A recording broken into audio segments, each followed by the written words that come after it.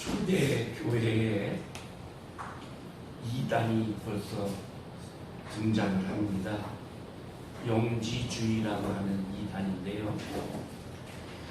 이 영지주의는 영적인 것은 귀하고 선한데 물질적이고 육적인 것은 천하고 이건 악하다 이렇게 보는 겁니다. 그래서 그노스틱, 영지예요. 영을 알아야 된다. 그러니까 초대교회 이제 교회가 출발하자마자 사탄은 그럴듯한 그런 논리를 가지고 성도를 유혹하는 거예요. 마귀는 창세기도 시작하자마자 3장에 등장해서 사람을 꿰어서 죄짓게 하잖아요. 이렇게 죄짓게 하고 진리를 왜곡하고 이래요. 이 영지주의가 가장 잘못된 건 뭐냐면 예수 그리스도는 인간의 몸을 입지 않았다. 영적인 분이시다. 영혼이 영적인 분이시고 인간은 아니다. 라는 주장이에요.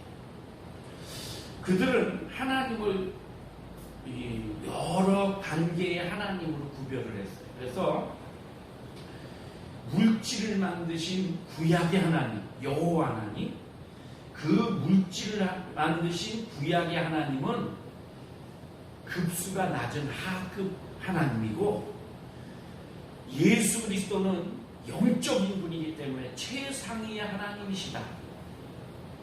그렇게 믿은 거예요.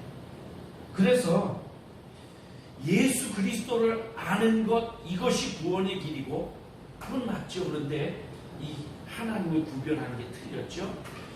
물질을 만드신 여호와는 그건 하급 하나님이니까 그 하나님은 버려도 된다. 이렇게 가르치는 거예요. 그러면서 이 세상은 물질로 만들어져 있고 물질로 형성이 되어 있기 때문에 이 세상은 악하다. 그렇게 주장하는 거예요. 그러니까 예수님이 물질이 이 육신을 입으시면 안 되는 거예요. 그렇게 고상하시고 그런 신이기 때문에. 그래서 예수 그리스도는 육체를 입지 않으셨다. 이렇게 가르치는 거죠. 세상은 다 썩어서 쓸모없고 영적인 것만이 고상하다. 그런데 어쩌면 우리도 좀 그런 영향을 받고 사는 것 같아요. 그래서 믿음이 있다고 하는 우리도 이 세상의 것은 그냥 시시하고 이 세상의 것은 어떻게 보면 소망이 없고 그래요. 사실은 소망이 세상의 것에 소망이 있는 건 아닌데 세상의 것은 소망이 없고 그러니까 다 죄다 이렇게 말하면 안 되는 거죠. 이 세상은 그러니까 빨리 없어져야 되고 영원한 천국만 바라보며 사는 것 이게 최고다. 이것이 최고의 믿음이다. 이렇게 착각을 한단 말이죠. 그래서 세상은 그냥 아무렇게나 살아도 되고 그리고 우리가 영적인 것만 추구하며 살면 되지 이렇게 생각해요. 또 성경에 보면 그거 비슷한 말씀들이 많이 있어요. 예를 들면 한 사람이 두 주인을 섬기지 못한다 그러면서 하나님과 재물을 겸하여 섬기지 못한다. 이 말을 들으면 이 재물을 버리고 하나님만 섬겨야지 이렇게 생각이 된단 말이죠. 또 디모데전서에도 보면 돈을 사랑함이 일만하게 뿌리가 된다. 그래서 이것을 탐하는 자들이 미혹을 받아 믿음에서 떠났고 많은 근심으로 자기를 찔렀도다. 그래요. 그러니까 세상의 물질도 돈도 세상의 어떤 것도 다 그냥 바울처럼 분토와 같이 내버리고 오직 믿음 이렇게만 살아야 되는구나. 그게 진짜 믿음이구나 라고 착각해요. 근데 성경을 잘 읽어보면 그게 아니에요. 하나님이 이 세상을 사랑하셔서 독생자를 보내셨어요. 그 하나님께서 이 세상에 죄악이 막 가득하고 분란이 있고 전쟁이 있고 거짓이 난무하고 이래도 하나님이 사랑하는 곳이 이 세상이에요. 이 세상을 그냥 터부시하고 재물도 터부시하고 그렇게 하나님만 섬겨야 된다, 이렇게 가르치는 건 잘못이라는 거죠. 만약에 그렇다면 우리는 한시라도 빨리 이 세상을 떠나야 돼. 우리가 가지고 있는 돈, 이거 더러운 거니까 한 푼이라도 쓰면 안 되고 다 없애야 돼. 근데 그게 아니거든요.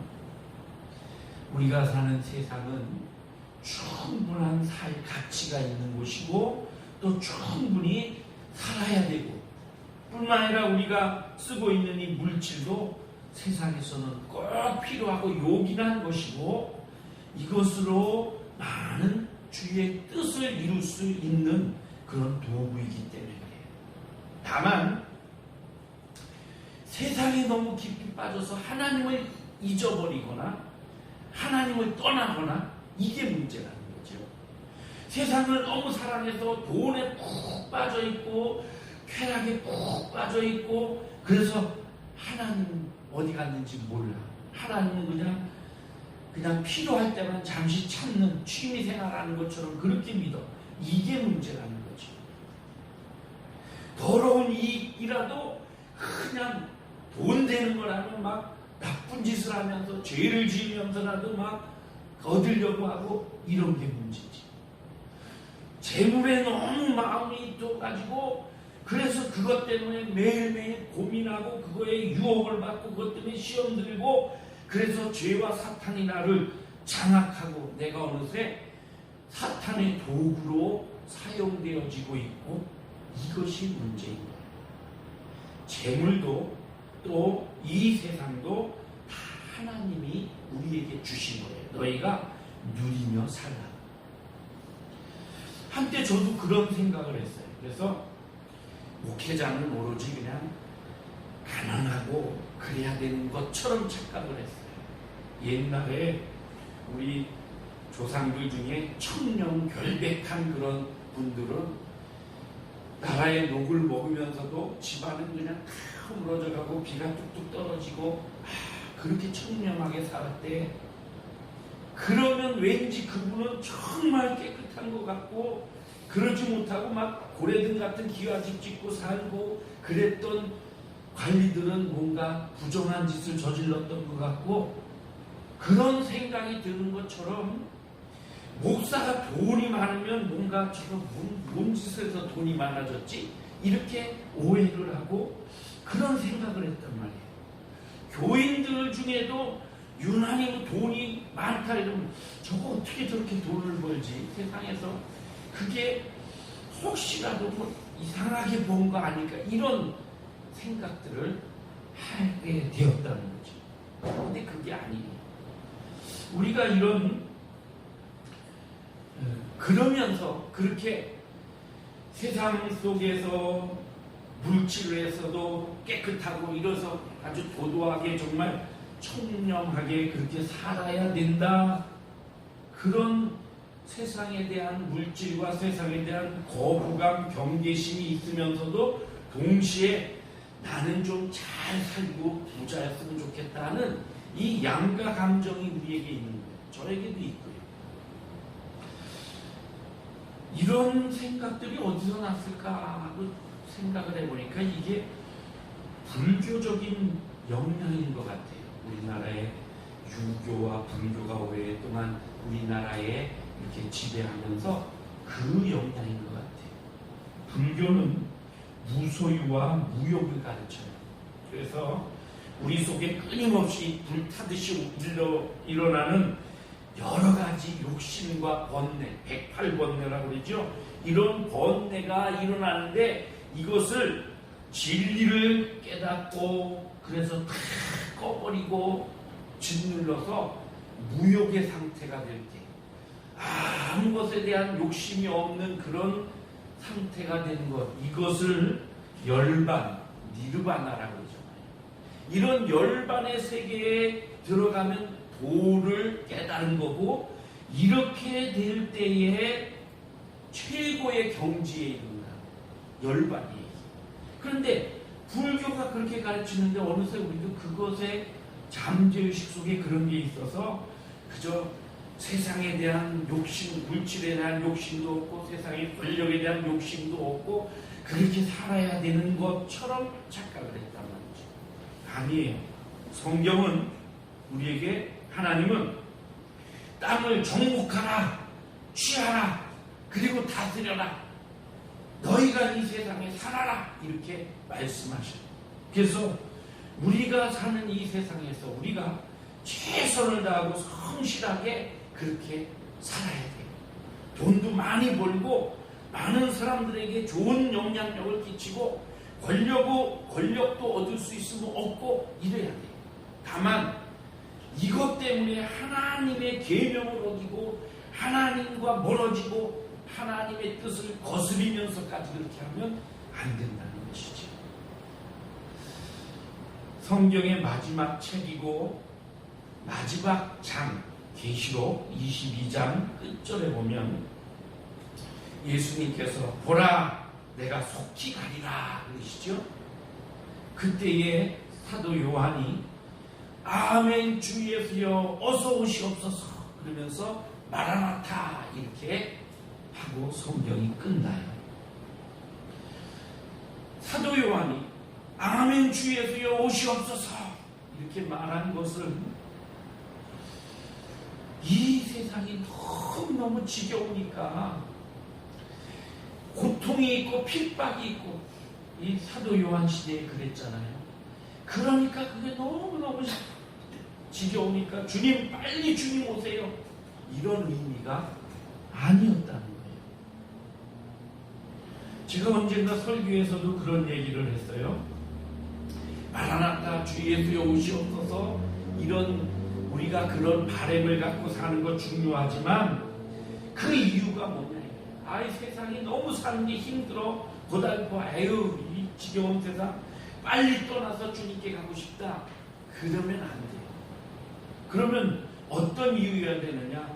주 예수여 오시옵소서 이 말은 내가 주님을 너무 사랑해서 주님과 함께 있고 싶어서 주님과 같이 살고 싶어서 주여 오시옵소서 이래야지 세상이 너무 지겨워서 도피하는 마음으로 그러면 안 된다는 거예요. 제가 언젠가 그런 설교했어요. 내가 누구와 결혼하고 싶은데 결혼하고자 하는 이유가 내가 지금 있는 현실이 너무 지겨워서 아유 이런 거 지겨워 그냥 도피하는 그런 도피의 피난처로 결혼을 선택하면 안 돼요. 이 사람을 너무 사랑해서 이 사람과 함께 있고 싶고 이 사람에게 무엇인가 해주고 싶어 그래서 결혼해야 만든 거죠.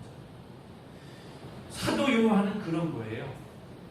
지겨워서 주님 어서 오시옵소서가 아니고 주님의 나라가 이 세상에 빨리 오셔서 주님이 친히 다스리시고 주님께서 주님의 나라가 임하셔서 주님이 세상이 빨리 되기를 원합니다. 그런 뜻이지 나 여기 지겨우니까 주님 빨리 데려가 주세요. 이게 아니라는 거예요. 근데 우리 복음성가 보면 죄 많은 이 세상은 내 집이 아니네. 내 모든 부하는 저 천국에 있네. 그러면서 나는 이 세상에 정둘 수 없도다. 이 내용을 보면 세상 지겨우니까 빨리 가고 싶어요. 이런 거예요. 여러분 열왕기상 19장에 보면 엘리야 선지자가 바알 선지자 850명과 대항을 하고 죽입니다. 하늘에 불이 내려가지고 그렇게 죽이고 나서 이세벨 왕비가 이 엘리야 이거 가만 안 둔다. 내 수하에 있는 이 제사장들을 다 죽여. 가만 안 둔다 이러면서 이를 바득바득 가니까 무서워가지고 도망을 가요. 그래서 호렙산에 가서 로뎀나무 안에 지쳐서 쓰러졌어요. 그러면서 뭐라 그러냐면 여호와여 넉넉하오니 지금 내 생명을 거두어 주옵소서. 하나님 이제 다 제가 이겼잖아요. 이제 제가 할 일 다 했잖아요. 이제 저를 주님 나라로 데리고 가주세요. 이렇게 기도합니다. 근데 거기 하나님이 그러는 그 엘리야에게 그래 수고했다. 내게로 와라. 이르시지 않고요. 그렇게 하는 그 엘리야에게 천사를 보내서 물을 주고 숯불에 구운 떡을 먹여주시고 그리고 일어나라. 힘내라.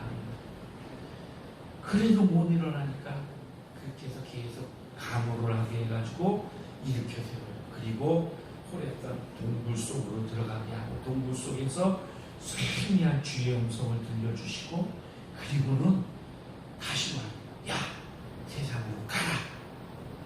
네가 지금 도망쳐온 거기로 가라. 그러면서 거기 가면 내가 너만 둔 게 아니고 너 말고도 따로 바알에게 무릎 꿇지 않은 그런 7,000명의 의인을 두었다. 이러면서 가라는 것이에요. 마태복음 17장에 보면 예수님께서 제자들을 데리고 산에 올라가십니다. 야고보와 베드로와 요한 3명 제자를 데리고 산에 올라가셔서 갑자기 환하게 변화되시죠.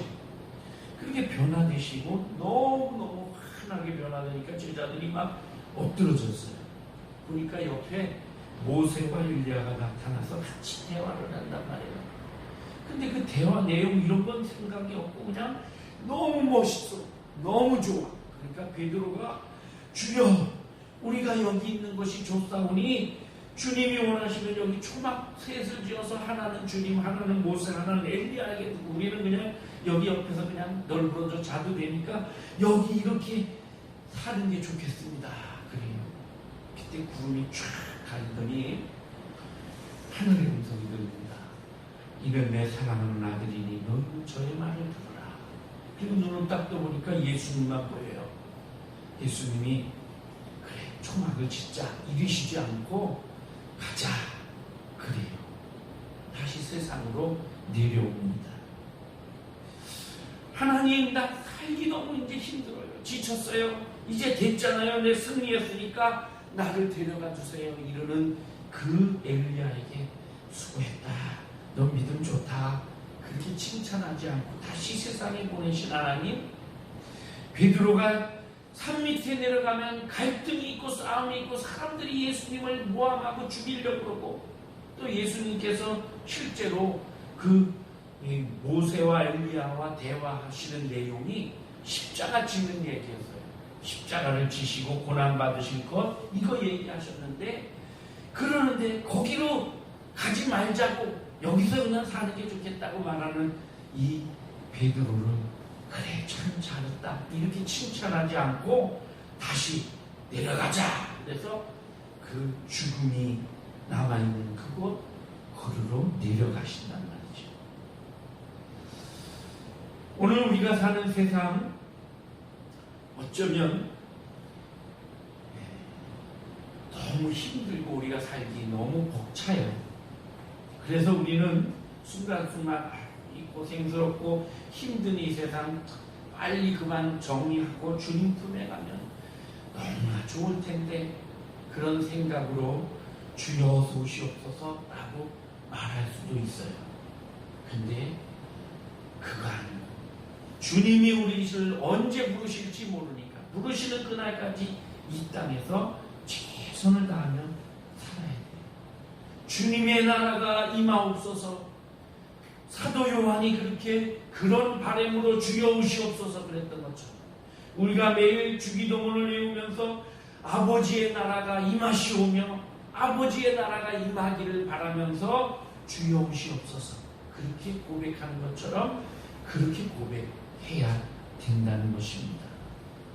이 세상은 죄가 가득하고 불의가 가득해요.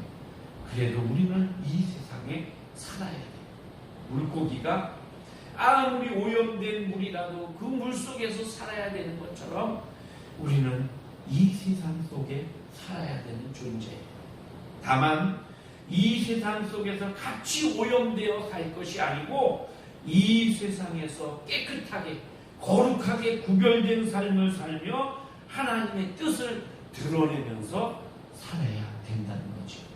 그래서 성경은 내가 거룩하니 너희도 거룩하라.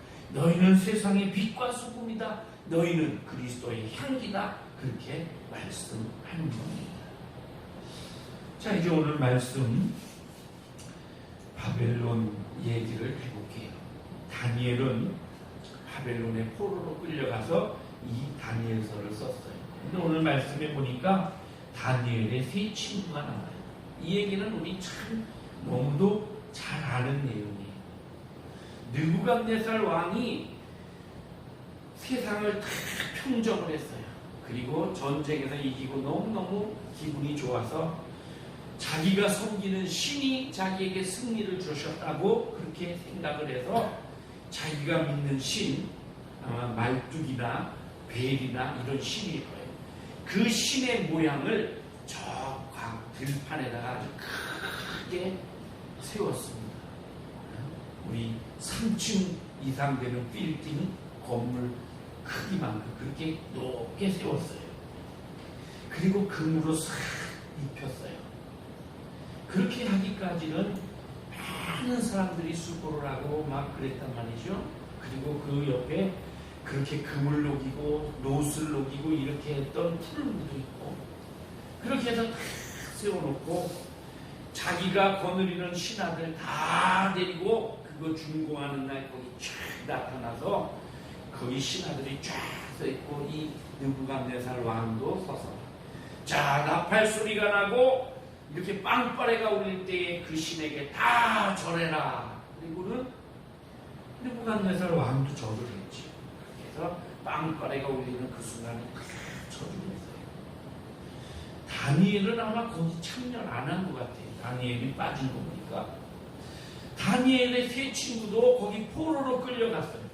포로로 끌려가서 그 나라의 중요한 직책을 맡아서 이 다니엘서 1장에 보면 이 다니엘과 세 친구들이 우상에게 드려졌던 고기, 돼지고기 같은 거, 유대인이 먹지 않는 고기 이런 것들 그걸로 자기를 더럽히지 않으려고 위험을 무릅쓰고 환관장에게 우리 이거 안 먹겠습니다.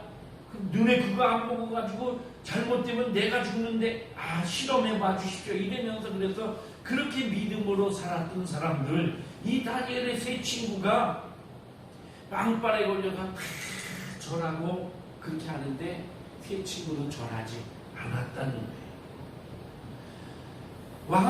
왕도 절하니까 몰랐겠지요. 그래서 절을 쫙 하고 일어서서 이제 돌아서 가지고 봐라 이 아름다운 이 우리의 신, 우리 신께서 우리나라를 이렇게 크게 영토를 넓히게 해주시고 승리를 주셨다 막 그러면서 좋아하는데 그 중에 신하가 내 신하 누가 되겠죠?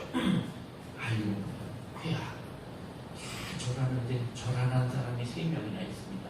그게 누가 안 했냐? 그러니까 아무개가 안 했습니다.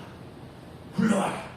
그래서 불러들여서 왕이 오늘 말씀에 보면 분이 가득해서 그랬다고 했죠. 화가 나서 사드락과 메삭과 아벳느고에게 야 너희들 왜 절 안 했냐?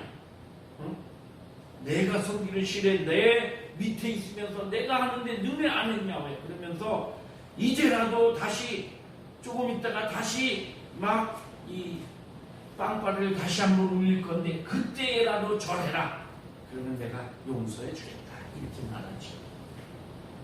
자 그러면 왕의 체면도 있잖아요. 왕의 체면이 있으니까 우리는 이 신 안 섬기지만 왕의 체면 봐서 그냥 굽복해드릴게요. 이럴 수도 있잖아요. 안 하면 너희가 안 하면 저 풀무 속에 집어넣어서 죽이겠다 그러잖아요. 그러면 죽어요. 이거 죽는 거예요. 그런데 이 세 친구들이 뭐라 그래요? 왕이시여 우리가 이 일에 대해서 왕에게 대답할 필요도 없습니다. 우리가 섬기는 하나님이 계신다면 우리를 왕의 손에서 능히 풀무 속에서도 건져내실 겁니다. 우리는 저 왕이 섬기는 신에게 절할 수 없습니다. 왜? 우리가 믿는 신은 따로 있기 때문에 우리 하나님이 우리를 건져내 주실 겁니다. 그렇게 하지 아니하실지라도 우리는 왕이 절하라고 하는 저 신에게 절할 수 없습니다. 이렇게 말하는 거죠. 이 다니엘의 세 친구는 평소의 삶도 그랬을 거예요. 오직 하나님만 섬기는 그런 삶을 살았을 거예요. 왕 앞에서 지금 왕이 이 당시에 왕의 명령은 절대적인 거잖아요. 죽느냐 사느냐 그런 그 상황에서 그렇게 안 하겠습니다. 그렇게 거절하는 거예요. 죽음의 공포 있죠. 그런데 이 세 친구는 이 왕의 위험과 왕의 공포, 죽음의 공포보다도 하나님을 더 두려워했어요. 그래서 그 말을 하는 거예요. 자, 오늘 여기서 우리는 이 세 친구가 이렇게 대답한 그 이유를 한번 생각해 봐야 돼요. 왜 그랬을까? 이 세 친구가 이렇게 말한 그 고백은 하나님께 대한 신앙의 고백이에요. 하나님이 우리를 살려주실 겁니다. 살려주실 거라는 걸 믿죠? 그런데 그 다음에 그렇게 하지 아니하실지라도 안 살려주셔. 그래도 우리는 우리 하나님을 믿습니다. 이 말 속에는 하나님의 주권을 인정하고 그 주권을 믿는 신앙의 고백이 들어있는 거예요. 자기들의 생명이 느부갓네살 왕에게 있는 게 아니고 우리가 믿는 우리 하나님께 있습니다. 왕이요, 당신이 우리를 풀무 속에 집어넣어 죽인다 그러는데 당신이 우리를 죽이고 살리고 하는 게 아닙니다. 우리 하나님이 하십니다. 당신이 우리를 풀무 속에 집어넣어도 하나님이 주권적으로 안 죽게 하시면 우리는 살 것이고, 하나님이 그리 아니하셔서 풀무 속에 집어넣어 죽이시면 죽습니다. 우리는 모든 주권이 하나님께 있음을 많은 이 신하들 앞에서 고백하는 거예요. 선언하는 거예요. 이런 선언은 먼 옛날 요셉도 했어요. 요셉도 바로왕 앞에서 왕이시여, 이것은 하나님께서 정하신 일입니다 하고 하나님 앞에 하나님의 주권을 선언했어요. 다니엘도 했어요. 이 세 친구도 왕 앞에서 그렇게 합니다. 내가 하나님께 내 모든 주권이 있기 때문에 나는 하나님을 섬기는 것, 그것을 배신하는 것은 하지 않겠습니다. 왕이 나를 풀무 속에 집어넣어서 죽인다고 하는데 나는 거기 들어가 죽을 수도 있고 살 수도 있습니다. 그게 왕 때문이 아니고 우리 하나님 때문, 하나님의 주권 때문입니다. 그래요. 풀무 속에 들어가 왕 하나님께서 살려주실 거라는 믿음이 있어요. 그런데 반대로 살려주지 않으실 수도 있다는 거예요. 역사를 살펴보면 하나님께서는 더 많은 부분에서 건져주지 않으시고 침묵하셨어요. 그래서 수많은 사람들이 피 흘려서 죽었습니다. 예수님 제자들도 예수님 전하다가 그때마다 하나님께서 기적적으로 다 살려주시고 풀무에서 다 구해주셨으면 안 죽었을 텐데 다 비참하게 순교의 피를 흘렸어요. 초대교회 성도들도 그랬어요. 선교하러 다니던 선교사들도 그랬어요.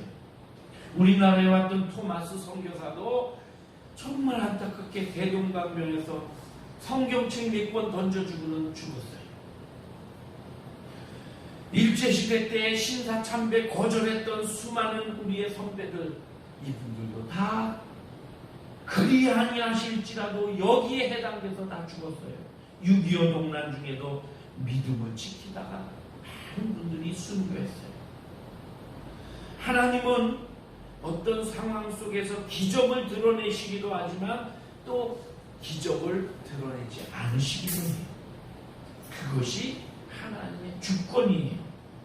그것을 이 세 친구는 인정한 거예요. 하나님은 우리를 살리시기도 하고 우리를 죽이시기도 하십니다. 그것이 하나님이십니다. 그것을 인정하는 말을 이렇게 고백한 것이고, 그것을 인정하는 것이 믿음이라는 거예요. 사도 바울은 이렇게 표현합니다. 우리가 살아도 주를 위하여 살고 죽어도 주를 위하여 죽나니 그러므로 사나 죽으나 우리가 주의 것이로다. 우리가 살아 불못불 속에서 살아나, 그것은 하나님의 능력을 보여주시는 것이고, 하나님이 사랑하시는 것을 보여주시는 것이고, 하나님이 살아계시다는 걸 보여주시는 것이다. 그러면 건져주시 않고 불못 속에서 그대로 불타 죽었어. 그러면 그렇게 불타 죽었으니까 하나님은 안 계시는 분이고 능력도 없으시고 사랑하지 않고 우리를, 하나님은 죽은 분이냐? 아니라는 거죠. 그래도 이렇게 해도 저렇게 해도 하나님은 살아계신 분이고 능력이 있으신 분이고 우리를 끔찍히 사랑하셔서 독생자를 보내주신 겁니다. 그 고백, 그것을 인정하는 것, 하나님의 주권을 인정하는 것이 바로 그리 아니하실지라도 라는 고백입니다. 이 다니엘의 세 친구가 또 이렇게 고백한 것의 배경에는 느부갓네살 왕에 대한 말입니다. 느부갓네살 왕이여, 당신이 지금은 왕의 자리에 앉아서 우리를 죽일 수도 있고 살릴 수도 있고 이런 권한을 가졌다고 그렇게 딱 힘주어 서 있는데, 당신이 갖고 있는 그 권한까지도 하나님의 주권에 속해 있다라는 걸 말하는 거예요. 강대국 바벨론이라 할지라도 하나님이 세워주실 때 그 나라가 세는 것이지, 그 나라도 하나님의 손에 달려있다. 하나님이 무너뜨리면 그 강대국이라도 하루아침에 무너지는 거다. 실제로 역사를 통해서 우리가 봤잖아요. 애굽의 바로를 하나님은 사용하셔요. 페르시아의 왕 고레스를 사용하셔서 하나님의 백성들을 포로로 귀환하게 하셔요. 하나님은 강대국의 나라들도 사용하시는 주권을 가지신 분이시라는 거예요. 바벨론의 왕 느부갓네살, 이 왕을 통해서 범죄한 하나님의 백성들 유다인들을 때려서 벌을 주고 심판하는 도구로 쓰셨어요. 이렇게 사용하시는 분이, 당신을 사용하시는 분이 하나님입니다 라고 말하는 거예요. 오늘 우리가 사는 세상은 종교의 자유가 있습니다. 마음껏 주님을 믿고 사는 세상이에요. 그럼에도 불구하고 우리는 끊임없이 이 느부갓네살의 요구와 같이 세상에서 금신상에게 절하라 하는 요구를 받을 때가 있어요. 돈이라는 우상, 이것이 강제하지 않는데도 불구하고 우리는 돈이라는 우상에게 얽매여가지고, 그래서 때로는 잘못된 삶을 살고 잘못된 선택을 해요. 쾌락이라는 금신상이 우리를 지배해서 나도 모르는 사이에 거기에 빠져들어서 금신상에게 절하게 돼요. 좋지 않은 습관들, 이런 것이 나를 금신상에게 절하게 하고 그런단 말이죠. 이런 때에 우리에게 필요한 것, 순교자적 결단입니다. 나는 아무리 내가 죽음의 위기, 어려움이 있을지라도 돈이라는 우상 앞에, 쾌락이라는 우상 앞에, 세상이라는 우상 앞에, 안 좋은 습관이라는 이런 우상 앞에 절하지 않겠습니다. 그렇게 하다가 내가 가난해져서 굶어 죽어도, 그렇게 하다가 내가 세상 사람들에게 다 외면당하고 왕따 당해도, 그래도 나는 그렇게 할 겁니다. 하나님은 그런 나를 살려주실 겁니다. 그렇게 하지 아니하셔도 나는 이 세상을 하나님의 뜻대로 살아가겠습니다 라는 순교자적 결단이 우리에게 필요합니다. 얼마 전에 부처님 오신 날이 지나갔어요. 보니까 우리 천주교 쪽 이런 데서 기독교 쪽에서도 좀 이 자유주의 학파들이 부처님 오신 날이라고 거기 찾아가서 인사도 하고 축하한다고도 하고 이러더라고요. 막 현수막도 걸어주고 부처님 오신 날 축하한다고 이렇게 해주고, 부처님 믿어도 구원이 있고 하나님 믿어도 구원이 있다. 그래서 교회가 축하해주고, 그래서 예수님 오신 날은 또 절에서 성탄절이라고 선물도 보내고 현수막도 걸어주고, 이렇게 해서 너도 좋고 나도 좋고 넓은 아량으로 이러면 얼마나 좋아요. 그런데 유독 기독교만은, 불교는 너그럽게 예수님 오신 날 현수막도 걸어주고 이렇게 하는데, 기독교만은 그런 걸 거절하고 안 된다 그런단 말이죠. 종교가 좀 저렇게 불교처럼 너그러워야지. 좀 서로 타협하고 그래서 화합하고 종교 간에 그렇게 보면 좋잖아요. 세상적으로 볼 때 너무너무 좋아요. 그렇게 하면 참, 개인적인 생각으로 그렇게 하면 괜찮을 것 같아. 멋있을 것 같아. 얼마나 좋아 보여요. 넓어 보이고 넓은 아량으로 다 품는 것처럼. 그런데 하나님 뜻은 그게 아니잖아요. 하나님은 하나님의 주권을 절대적으로 인정하는 믿음을 원하시잖아요. 하나님께만 구원이 있고, 그래서 하나님만을 섬기고 하나님만 의지하고 그렇게 살기를 원하시잖아요. 이 다니엘의 세 친구는 죽음을 목적으로 이런 말 하는 것이 아니에요. 우리는 살고 죽는 거 그게 중요한 게 아니고, 하나님이 살아계심을 보여주기 위해서, 내가 하나님의 살아계심을 우상 앞에 절하지 않고 하나님만 믿고 산다는 이것으로 보여주기 위해서, 그래서 이렇게 말하는 거예요. 하나님께서는 이 다니엘의 세 친구를 풀무 속에서 구해주셨어요. 그렇게 함으로써 정말 하나님께서 이 세 친구의 생명의 주관자가 되실 뿐 아니라 느부갓네살 왕의 계획까지도 하나님의 주권하에 있다는 것을, 그걸 다 하나님께서 기적을 통해 보여주신 거예요.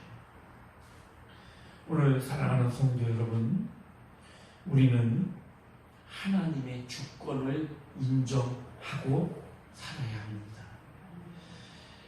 하나님께서 우리의 생명과 우리의 모든 삶과 이 세상의 모든 것을 다스리시고 이끌어 가시는 절대자이시라는 것을 고백하며 살아야 됩니다. 그래서 나는 어떤 상황에서도 하나님의 뜻을 의지하고 그 뜻대로 살겠습니다. 세상이 악하고 세상이 죄로 향하여 갈 때에 그 속에서 같이 어울리지 않으면 나는 못 살 것 같지만, 그래도 나는 그것을 거부하고 우상에게 절하지 않고 살겠습니다. 하나님이 함께 해주실 겁니다. 하나님이 살려주실 겁니다. 그렇게 하지 아니하실지라도 나는 도도하게 하나님의 뜻을 이루며 살겠습니다. 살든지 죽든지 나의 생명의 권한은 하나님께 있습니다. 나를 다스리고 있는 이 세상의 권력과 이 세상의 모든 힘도 하나님께 있습니다. 라고 고백하며 살아야 되는 겁니다. 여러분 모두에게 하나님 주권, 이 신앙을 간직한 여러분 모두가 되시기를 바랍니다. 기도하겠습니다. 하나님, 바벨론에 끌려간 다니엘과 그 세 친구들은 그 어려운 환경 속에서도 믿음을 지키며 살았습니다. 죽음 앞에서도 우리는 금신상 앞에 절할 수 없다고, 우리의 주권은 하나님께 있고 왕에게 있지 않다고 그렇게 고백하는 모습을 봅니다. 오늘 우리가 사는 세상 속에서 끊임없이 세상은 금신상에게 절하라고, 그래야 윤택한 삶을 살고 그래야 평안한 삶을 살 수 있다고 우리에게 요구해 옵니다. 주님, 그럼에도 불구하고 우리는 끝까지 믿음을 지키며 하나님의 뜻을 의지하고 순종하며 사는 믿음을 허락해 주옵소서.